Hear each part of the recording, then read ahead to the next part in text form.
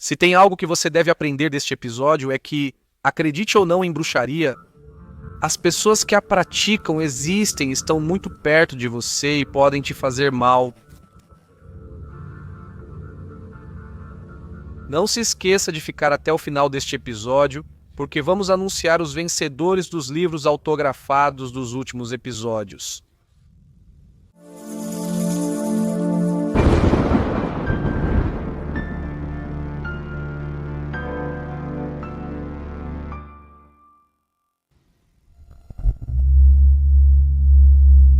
Muito boa noite, comunidade. Sejam todos bem-vindos a mais uma edição deste Outubro de Relatos.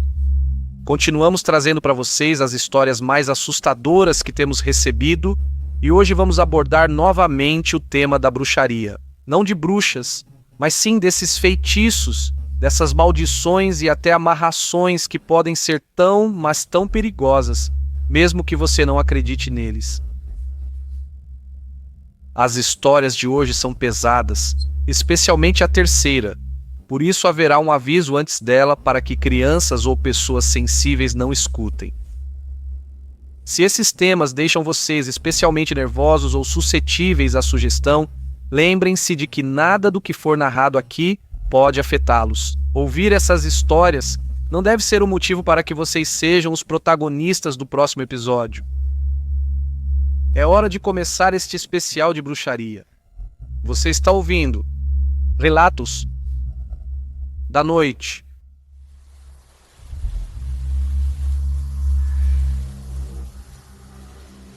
Olá, Uriel e comunidade Relatos da Noite. Recentemente ouvi sobre as gêmeas, onde uma oferece a outra como oferenda para uma seita. Isso me deu coragem para contar minha história.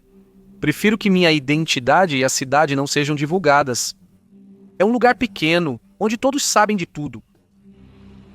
Mas posso dizer que cresci em um vilarejo de Jalisco, lá passei 6 anos da minha vida. Por razões pessoais precisamos nos mudar. Para uma criança, uma mudança assim pesa. Minha mãe me matriculou em uma escola pública e tudo era novo. Professores, colegas, jeitos de ser, de brincar. Foi difícil me relacionar nos primeiros anos, mas com o tempo criei um vínculo com um colega, Raul. Brincávamos nos recreios, com os lendários tazos, e sempre nos metíamos em problemas por entrar atrasados na sala depois do sinal. Além disso, acabei gostando muito dele. Ao saber que nossas mães eram primas de segundo grau, ficamos animados por sermos primos distantes. Saímos da escola primária e, como acontece, fomos nos afastando até que um dia, em 2019, pouco antes da pandemia, nos encontramos em uma boate. Estava com minha namorada e amigas, ele com amigos em comum.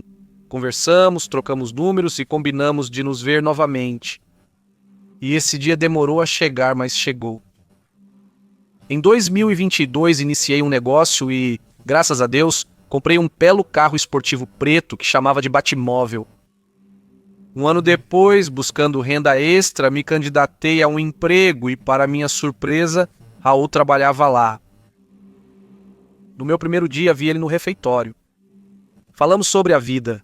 Animado e sem querer me gabar, juro para vocês. Contei para ele que tinha comprado um carro parecido com os Hot Wheels que ele colecionava, que eu precisava mostrar para ele. E assim foi. Para o meu azar, ele não demonstrou empolgação, mas desgosto. Ofereci carona, mas ele inventou uma desculpa para ir sozinho. Não questionei, cada um seguiu seu caminho. Aquele dia era sexta-feira, lembro perfeitamente. Após o banho, Raul me chamou para uma festa e aceitei sem hesitar, pois queria continuar conversando. Sempre ia de carro a todos os lugares, até para beber, e sei que isso está errado. A noite correu normalmente, mas eu não via o Raul. Quase na hora de ir embora eu o encontrei. Ele me ofereceu uma bebida estranha. Quase não tinha gosto de álcool. Só bebi pouco porque não conhecia quase ninguém e fiquei envergonhado. Ao bebê-la, comecei a me sentir mal, com a visão turva como se estivesse bêbado, algo que nunca tinha acontecido com só uma taça. Então decidi ir embora. Entrei no carro e dirigi até bater em um canteiro em uma avenida principal. Curiosamente, Raul me seguia com outro amigo. Estava meio inconsciente. Lembro que ele entrou no meu carro, me colocou no banco do passageiro e me levou para casa. Graças a Deus não houve feridos, só danos materiais. Contei para minha mãe e, ao invés de bravas, ela se mostrou preocupada. Ela disse para eu tomar cuidado com ele, porque desse lado da família eles gostavam de bruxaria e coisas ruins. Fiquei sem saber o que pensar e disse à minha mãe que me afastaria como ela pediu. Passaram-se quase 3 meses. Raul me convidava para sair todo fim de semana e eu aceitava como se fosse uma obrigação. Era um sentimento estranho. Se eu não saía com ele, me sentia muito triste a ponto de precisar dele. Com o tempo, notei que sempre ocorria algo estranho.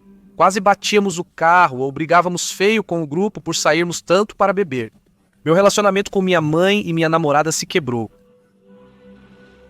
No dia 24 de janeiro de 2024, voltei do trabalho deprimido porque minha namorada terminou comigo. Não queria sair e me sentia muito mal. Às 9 da noite, como sempre, Raul me chamou para uma reunião. Deixei passar o tempo para dizer a ele que não, que preferia descansar e diminuir esse ritmo de sair, mas ele não demorou a me convencer.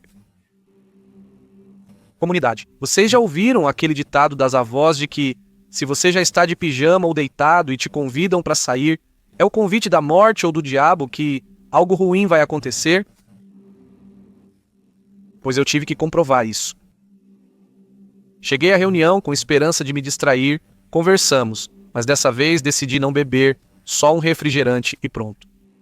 Chegou um momento em que me cansei e me levantei sem dizer nada antes de ir embora. Com um tom de deboche, Raul me disse para tomar cuidado que o mal estava à solta e ainda mais àquela hora. Ouvir isso me deixou mal. Falei que chegaria em casa bem, mas não aconteceu. Numa curva de volta, acelerei como de costume, depois tentei frear, mas os freios não responderam. Você pensaria que foi uma falha normal, mas eu juro que senti como se tivesse um cubo embaixo do pedal, algo invisível que o obstruía, que não me deixava pressioná-lo. Bati muito forte em outro carro, desmaiei.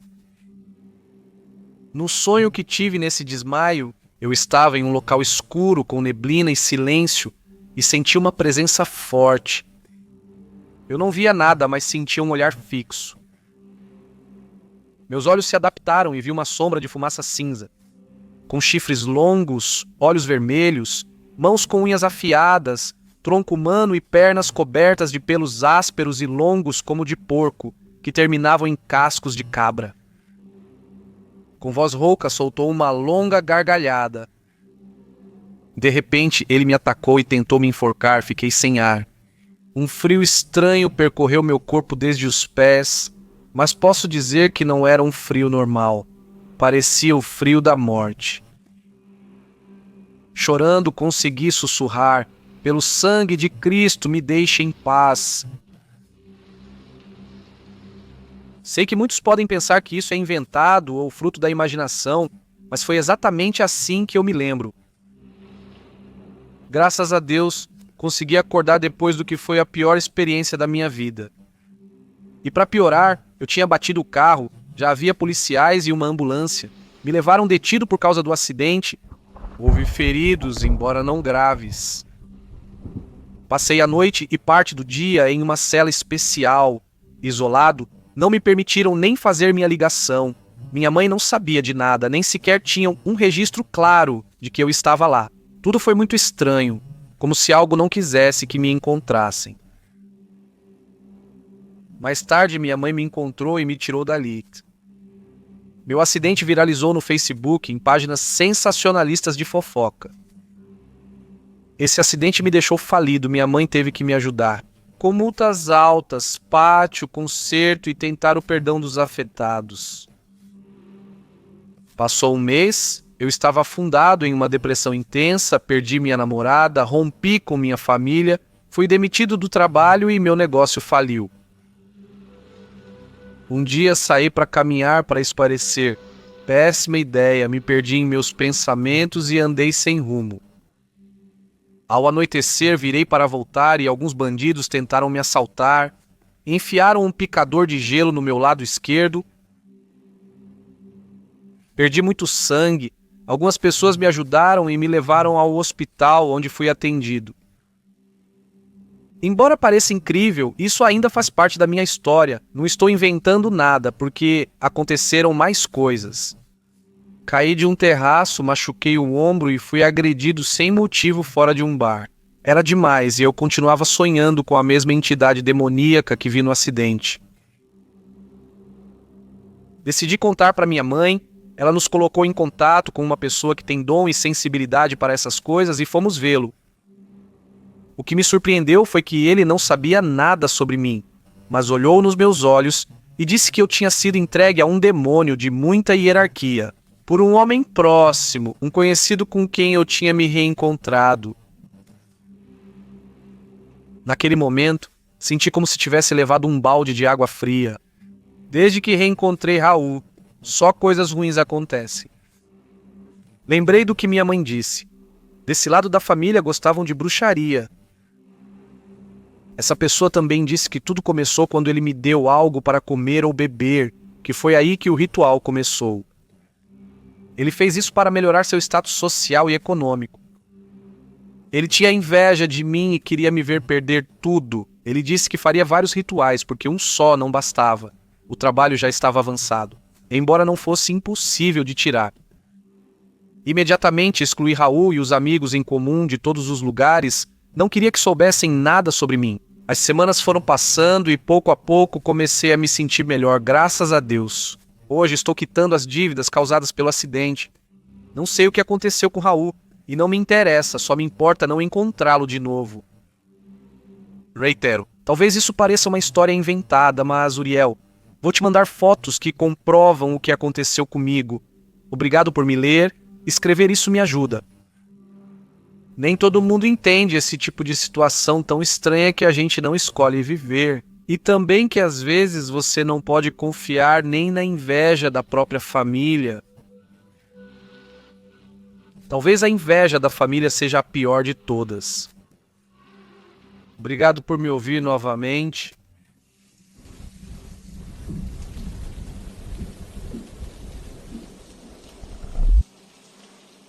Olá, comunidade, espero que estejam bem. Sou Maria e fã do programa há anos. Minha irmã ouvia enquanto íamos juntas para o ensino médio, e ainda me lembro daqueles trajetos em que, quase sem perceber, fui entrando em contato com esse tipo de relatos até me apegar a eles.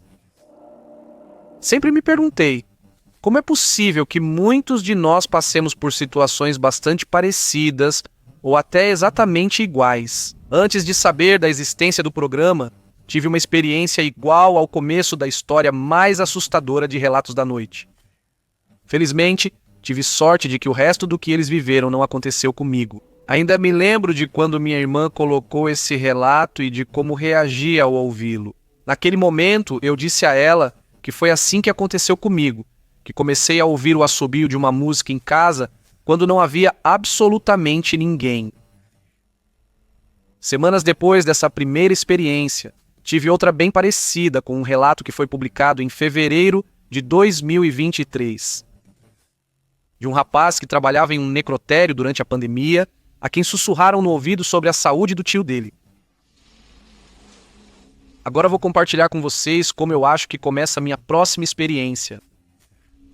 Isso aconteceu comigo em julho, numa noite antes de dormir. Comecei a sentir um medo inexplicável e, de repente, percebi que não conseguia me mexer, que estava tendo paralisia do sono. Tentei rezar, mas logo senti uma respiração no ouvido e depois uma risada. O que estava ali parecia estar zombando de mim e repetia minha oração. Continuei rezando até que o som desapareceu. Foi muito difícil voltar a dormir, mas decidi não dar importância naquele momento, já que algo parecido tinha acontecido comigo anos atrás e nada tinha acontecido. 2 semanas depois, numa sexta-feira à noite, caminhando pelo bairro Juárez, a caminho de casa, percebi que uma senhora me observava fixamente à distância. Não quis dar atenção, mas ela se aproximou e me perguntou: Você perdeu uma escova há algum tempo? Fiquei desconcertado, sem saber o que responder, e ela continuou: Sim, você perdeu faz meses, talvez até agora. Você está se lembrando que está faltando. E com o cabelo que estava lá, fizeram um trabalho para você, te amarraram com um morto. Por isso, faz tempo que seu cabelo cai muito e você não tem se sentido bem, mesmo se esforçando. O que ele dizia passou a fazer sentido, pois eu realmente havia perdido uma escova tempos atrás. E nos últimos meses eu estava dormindo bem, comendo bem, e mesmo assim me sentia mal. Meses antes, sofri um acidente e torci o tornozelo. E algum tempo depois eu estava indo ao médico com frequência, tomando remédios, mas sem me sentir melhor. Cheguei até a ficar no hospital. Por isso, mesmo seguindo as orientações, eu não conseguia me recuperar. Meus sonhos ficavam cada vez mais estranhos.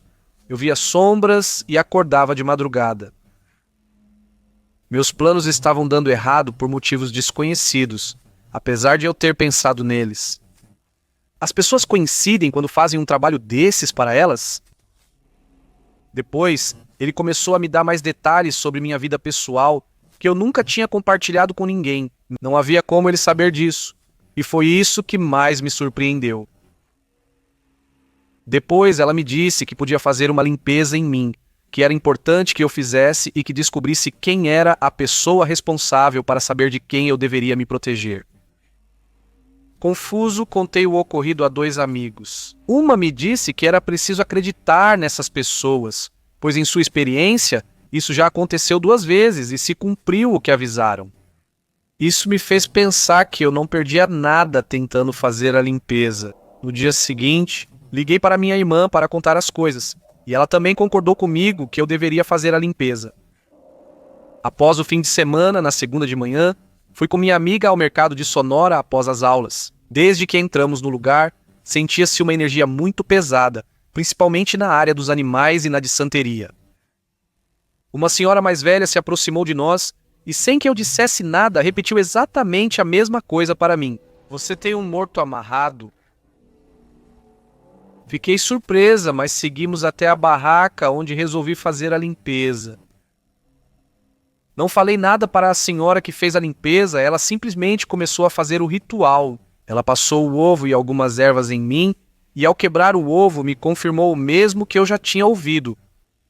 Que tinham colocado um morto em mim, que ele estava amarrado e que eu precisava tirá-lo. Que o que eu tinha não era algo médico. Ela sugeriu que eu falasse com meus pais e explicasse a situação antes de decidir o que fazer. Ao sair do mercado, eu me sentia muito confusa e sem saber como reagir com minha amiga.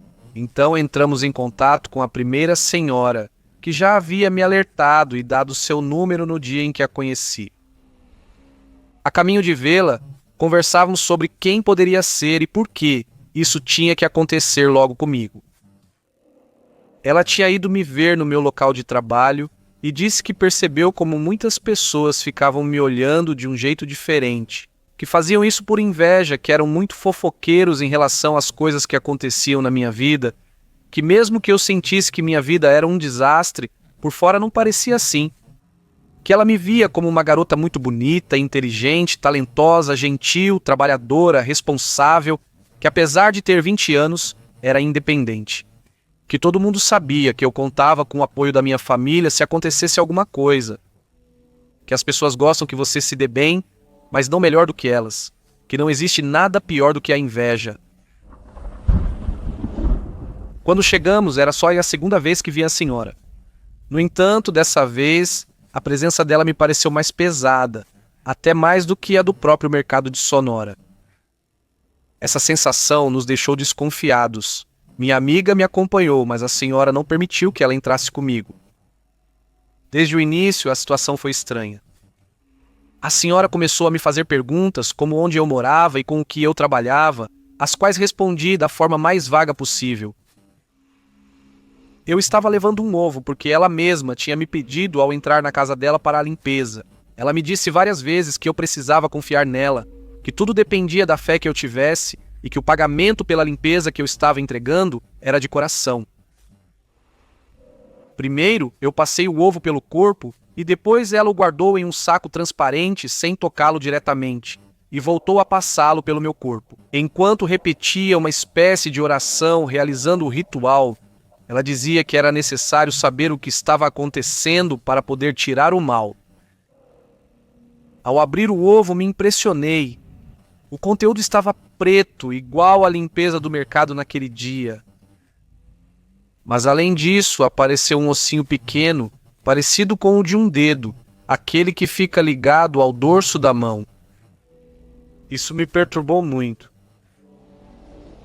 A senhora me perguntou diretamente: o que fazemos com esse mal? Devolvemos, enterramos ou deixamos assim?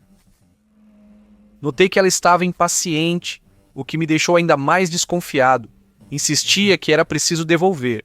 Ela dizia que o trabalho feito contra mim custou 30 mil pesos. Ele começou a perguntar se eu tinha mais dinheiro na mochila ou se estava levando perfume. Essa insistência e a maneira como ela pressionava foi o que mais me deu medo em todo o processo.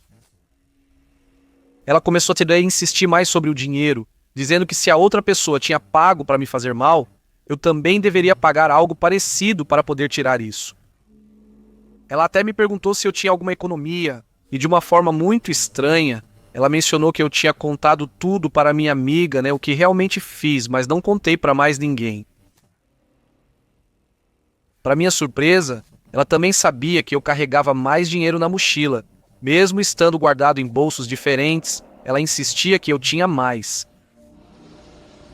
Eu repetia que não tinha dinheiro suficiente e não podia dar o que ela queria, pois tive problemas financeiros recentes. Falei que precisava consultar minha família para ver se podia pedir dinheiro emprestado. Só então ela me deixou ir. Não tinham se passado 15 minutos desde que saí e ela já me ligava e mandava mensagens. Nesse momento, decidi não responder mais e parei de dar importância para isso. Ainda assim, decidi falar com meus pais para encontrar alguém em quem confiasse mais. Além disso, eu lembrava que em 2019 meu avô tinha falecido e sempre se dizia na família que ele tinha sido vítima de feitiçaria. Isso me fez pensar ainda mais em buscar apoio próximo. Após sair, fiquei um pouco com minha amiga para conversar sobre o ocorrido. Planejava falar com meu pai, descansar e refletir sobre o que fazer. Em vez de ir para casa, decidi ver minha mãe e contar tudo. Ela não acredita em bruxaria, mas crê em energia. Ela disse que toda energia segue regras. Você pode atrair algo sem querer, ou alguém pode te enviar energia, mas também é possível estabelecer um limite. Ela me disse que eu deveria falar com o que estivesse presente e deixar claro: aqui você não é bem-vindo, eu não te chamei, volte e cumpra sua missão com a pessoa que te enviou. Além disso, ela me deu orações, ervas, incenso e gotas, junto com outras formas de proteção, o que me fez sentir mais tranquilo. Naquela noite, já cansado, voltei para casa. Naquela noite, tive muita dificuldade para acender um incenso. Fácil, usei metade de uma caixa de fósforos para isso. No final, acabei dormindo e esqueci de ligar para o meu pai. No dia seguinte, terça-feira, quando acordei, encontrei mensagens da minha irmã. Só contei coisas superficiais para ela sobre o que me aconteceu. Mas ela me disse que meu pai e a parceira dele tinham tido um sonho estranho comigo. Sonharam que eu estava doente e que me levavam ao médico. Para chegar, eles tinham que passar por uma igreja e um cemitério. Lá tinha muita gente e eles tinham que descer do carro para passar no sonho. Uma sombra saía do cemitério e me puxava para dentro. Meu pai queria me buscar, mas diziam que para isso ele precisava entrar no cemitério. Cavar. Finalmente ele conseguia fazer isso, mas o sonho os deixou muito inquietos, ainda mais quando souberam que os dois tiveram o mesmo sonho. Ela pensou que talvez fosse o contrário, que eu era a mensagem no sonho. Devo acrescentar que, quando a parceira do meu pai sonha com alguma coisa, é porque algo está acontecendo ou vai acontecer algo ruim na família dela. Eles têm como se fosse um dom. Fazia meses que não falava com eles desde que voltei para a cidade do México. Eu não sabia como contar, então resolvi falar com a parceira do meu pai. Contei absolutamente tudo o que tinha acontecido nos últimos meses. Ela me disse que estava errado eu ter me afastado tanto deles, que eles sempre estariam lá para mim e que qualquer coisa que acontecesse ou que eu precisasse era para avisá-los. Ela me deu o contato de uma senhora em Hidalgo, famosa por sua habilidade nesses assuntos. Essa senhora, apenas com seu nome, data de nascimento e uma foto, consegue dizer se algo acontece com você, mas justamente por isso ela tinha muito trabalho. Demorava, eu entrei em contato com ela, ela respondeu algumas dúvidas, mas depois não me respondeu mais, suponho que porque tinha muitos outros clientes. No final, algumas semanas depois, decidi não dar mais atenção e justamente quando estava desistindo, contei para uma amiga. Eu tinha esquecido completamente que meses antes a gente tinha falado justamente sobre o tema da bruxaria. Ela tinha me contado que sabia de algumas coisas, que o tio dela era um cavalo, um homem em quem os mortos incorporam e que trabalha com eles. Ela concordou em me ajudar, me explicou que a limpeza era boa para saber o que estava acontecendo, mas que era preciso fazer um trabalho para desfazer o outro, que isso se chamava desenterramento. Ela explicou como o desenterramento era feito e como quem enviou o trabalho recebia de volta. Ela precisava pagar por isso. Além disso, ela me disse que as pessoas que cobram não são as melhores, mesmo que tenham o dom, porque isso supostamente é algo que se faz de coração, por querer ajudar alguém. Minha amiga só pediu que usassem a boneca por um dia, com uma fita vermelha, e que eu a entregasse para ela. Eu dei para ela a pulseira que minha melhor amiga tinha me dado, aquela que tinha me acompanhado ao mercado. Eu já estava usando há semanas. Em nenhum momento tinha tirado desde que ela me deu. Era, então, algo que estava impregnado com a minha energia. Nos dias seguintes, alguém ao meu redor ficou gravemente doente da noite para o dia. Não sei se realmente ele teve algo a ver com isso, não sei se foi coincidência. Na verdade, ainda não sei quem foi a pessoa que fez o trabalho, mas prefiro não saber. As coisas têm melhorado. Estou me sentindo muito melhor e estou focado em me proteger física e energeticamente. Quero aproveitar a oportunidade para mandar um abraço para Javier e Jaciel Holguin, amigos que fiz há um tempo com quem compartilho o gosto por relatos da noite. Espero que esteja bem, Jaciel. Tentei falar com você há um tempo para contar as novidades em primeira mão. Sei que quando ouvir isso vai saber quem sou. Por fim, quero agradecer à comunidade por ter me dado o espaço para contar minha história e realmente desejo que ninguém precise passar por uma situação parecida com a minha.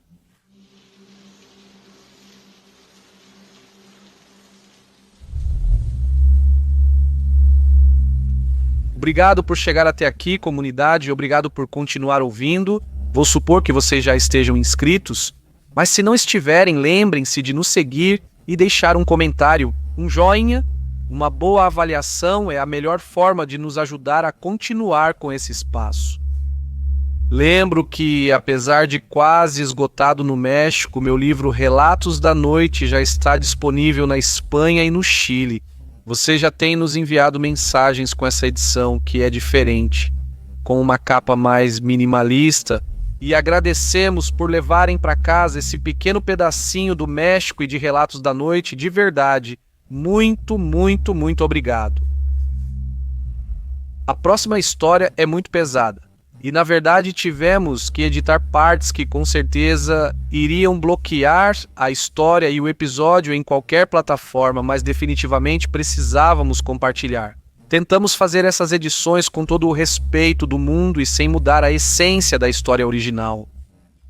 Ainda assim, recomendamos que não seja ouvida por menores de idade ou pessoas sensíveis. Prontos, prontas? Continuamos com a última história desta noite.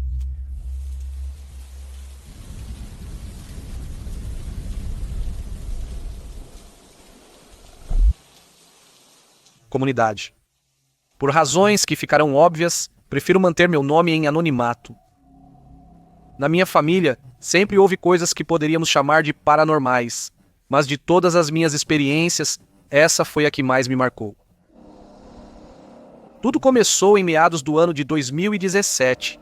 Tínhamos acabado de nos mudar para uma casa nova, meu marido, meu filho e eu estávamos lá há apenas alguns dias, quando alguém em quem eu não pensava há muito tempo me escreveu.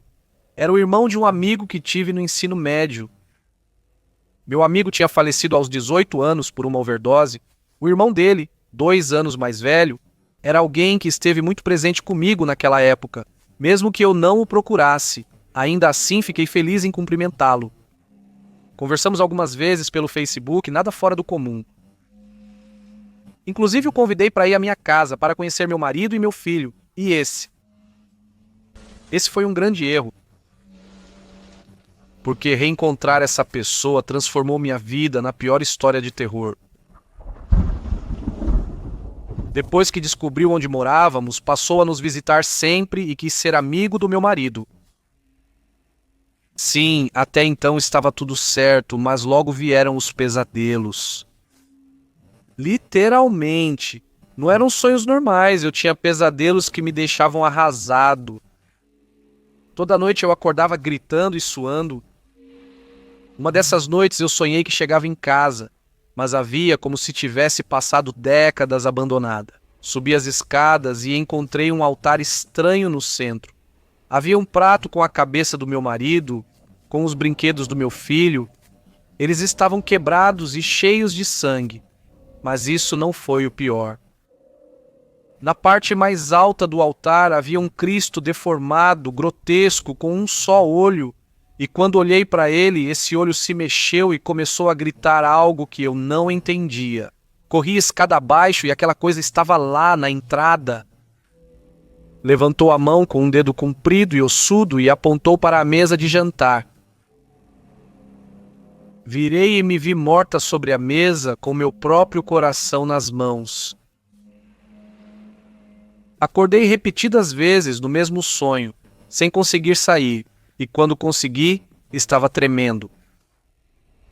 Quis acreditar que era só um pesadelo, o pior da minha vida. Dias depois, meu marido teve que sair a trabalho, e agradeço que naquele dia meu filho tenha ficado com os avós. Eram quase 7 da noite quando voltei para casa, deixei minhas coisas e fui comprar pão. Ao retornar, vi um carro estacionado fora. Era aquele homem. Eu disse a ele que não era um bom momento para me visitar, que meu marido não estava, e ele respondeu: "Eu sei que ele não vai voltar hoje." Fiquei desconcertado. Meu marido e eu nunca avisamos ninguém quando um de nós não estará presente. Eu estava abrindo a porta quando ouvi isso, me virei e já não o vi. Só senti que alguém colocou um pano no meu rosto. É a última coisa de que me lembro. Acordei jogada no tapete da minha sala, liguei pro meu irmão. Ele chegou o mais rápido que pôde, tentei não tocar em nada, fui denunciar, mas vocês sabem como é isso. Essa noite passamos no Ministério Público. Depois desenvolvi ansiedade e terrores noturnos e pensei que tudo o que começou a acontecer era parte do meu trauma, mas não era. Começamos a receber ligações de assédio dele. Ele me dizia que ia voltar, que eu imploraria para ficar com ele. Quando meu marido atendia, ele falava o quanto gostava que eu ficasse sozinha. Depois vieram os barulhos em casa, coisas caindo, passos na escada, objetos mudando de lugar, e então começou com meu filho, que tinha 4 anos e chorava todas as noites. Ele me dizia que havia uma mulher do lado de fora da janela dele, que levava crianças com coleiras como se fossem cachorros, e que essas crianças não tinham olhos nem boca. Ele também dizia que um homem falava com ele, que dizia que iria machucá-lo e também a nós. Eu já não dormia e brigava o tempo todo com meu marido. Em abril de 2018, tudo piorou. Eu estava grávida de 1 mês e perdi o bebê, só descobri que estava grávida quando já não estava mais. À noite, ouvíamos o choro de um bebê, um chocalho. Não tínhamos vizinhos próximos e os poucos que havia não tinham filhos pequenos. mas toda noite nós três ouvíamos isso. Eu comecei a ficar cheio de hematomas, a perder cabelo. Certa vez, uma amiga notou que eu parecia mal e me levou para tomar café da manhã no mercado, onde uma senhora que lia mãos se aproximou. Minha amiga riu e me incentivou a fazer isso, mas a mulher pegou minha mão, olhou por alguns segundos e a soltou. Não, para você não. Disse e foi embora. Eu fiquei assustado, mas alguns minutos depois ela voltou. Ela disse que não queria carregar esse peso, sabendo que tinham feito um trabalho para mim, um trabalho muito pesado, que eu carregava comigo um demônio, algo que se alimentava da dor, que se ligava às pessoas através de uma experiência traumática. Ela me perguntou se eu tinha machucado alguém, se eu tinha rejeitado alguém apaixonado. Eu disse que não, mas pensei naquele homem. A senhora me explicou que, para unir o demônio, precisavam de algo meu e que eu devia ter deixado um objeto ou um amuleto escondido na minha casa. Ela me pediu para procurar e eu procurei, mas não encontrei nada. Até 2 semanas depois, meu filho acordou uma noite com febre, gritando que não queria que o levassem. Ele dizia: "Aí está, mamãe, aí está, ela vem te buscar." Eu a abracei e garanti que nada nos faria mal, mas por dentro eu também estava apavorado. Naquela noite, os carregadores dos nossos celulares voaram do criado mudo. A porta se fechou com força. E quando saí do quarto, com medo, vi algo na escuridão. Juro que ele estava lá, na escada, o Cristo do sonho, subindo bem devagar. Sem roupa, pernas tortas e magras, aquele olho único me olhava com ódio. Vi, apesar da escuridão, que ele levantou a mão com o dedo ossudo, com aquele dedo comprido, e apontou para mim. Eu não conseguia me mexer. Só senti lágrimas escorrendo pelo meu rosto. Só senti puro terror. Meu marido me sacudiu para que eu reagisse. Corremos para o quarto do meu filho. Eu estava tremendo e não conseguimos mais dormir. De manhã, pedimos aos avós dele para cuidarem dele e fomos para aquela casa. Começamos a empacotar o essencial e quando movemos o guarda-roupa, caiu um vidrinho de óleo de amêndoas. Atrás havia um pano vermelho. Era um pequeno embrulho duro, com muitos alfinetes espetados. Meu marido verifica. Dentro havia um pedaço da minha roupa manchado de sangue e uma bola de fita vermelha com 2 fotos, uma minha e outra daquele maldito homem. Tinha um pequeno osso e mechas de cabelo. Meu marido me olhou e disse: "É isso, né? O que a senhora do mercado falou?" Por sorte, a mulher tinha me dito o que fazer se encontrasse o amarração: queimar com álcool e sal grosso. Envolver as cinzas em um pano branco, jogá-las em um rio e repetir 3 vezes o Pai Nosso e a Ave Maria. Depois pedir às almas benditas que devolvessem o mal para o lugar de onde veio. Foi isso que fizemos. Depois borrifamos a casa com água benta e passamos incenso por cada canto. Fomos embora naquele mesmo dia, mesmo tomando todas as precauções. Eu nunca mais voltei a me sentir segura. Graças a Deus, nunca mais passamos por nada assim, embora ainda me arrepie só de lembrar. Lembrar da figura subindo as escadas. Neste momento, comunidade, vamos colocar os nomes dos vencedores na tela. Sabemos que muita gente não está olhando para a tela, mas deem uma olhada porque recebemos mensagens. 1 ano depois, quando finalmente percebem que ganharam alguma coisa, então esses são os 5 vencedores do primeiro episódio e do anterior. Decidimos dar mais 2 livros, então estamos dando um total de 7. Porque houve mais de 3.000 comentários, então, para agradecer, vão mais 2. E novamente, Deixem seu comentário neste episódio mencionando Outubro de Relatos.